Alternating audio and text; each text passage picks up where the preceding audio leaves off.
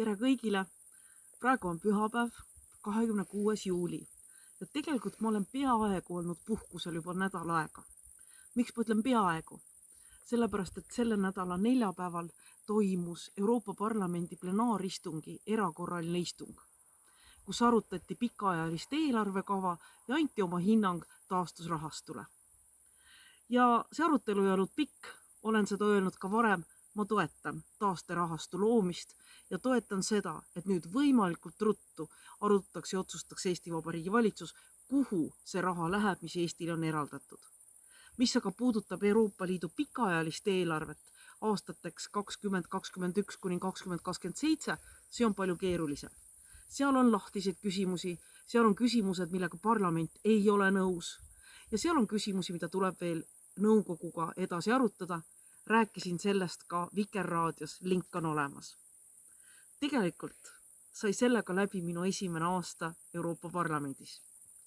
See oli huvitav, see oli väljakutseid pakkuv ja see oli isegi palju enam, kui ma oleksin osanud oodata.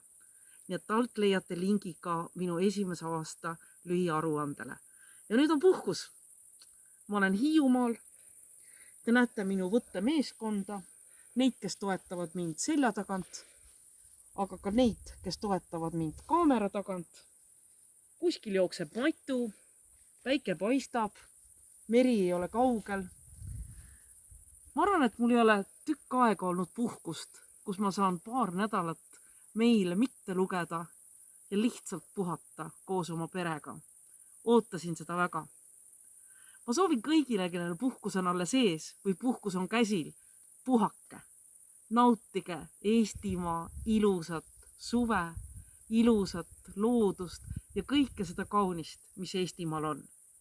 Aga nendele, kellel puhkus on juba läbi, ma olen kindel, te leiate kas päeva või mõned tunnikesed kas või nädalavahetusel, et ennast puhkuse lainele sättida. Mina teen nüüd puhkuse ka videopöördumistes. Võib-olla ma räägin teile, mida ma puhkuse ajal tegin. Näiteks reedel oma esimesel puhkuse päeval käisin jumestuskoolitusel. Olime Kaisaga seda plaaninud aastaid ja lõpuks Hiiumaal tegime ära. Marve ja Kristiina, aitäh teile. See oli väga hea õppepäev. Minu puhkuse lahutamatu osa on meri. Ma ei kujuta ette oma puhkust ilma mereta. Loodan, et vesi läheb soojaks, ilmad tulevad ilusad. Nii et ma soovin kõigile ilusat Eestimaa suve ja me veel räägime töödest järgmistel kordadel.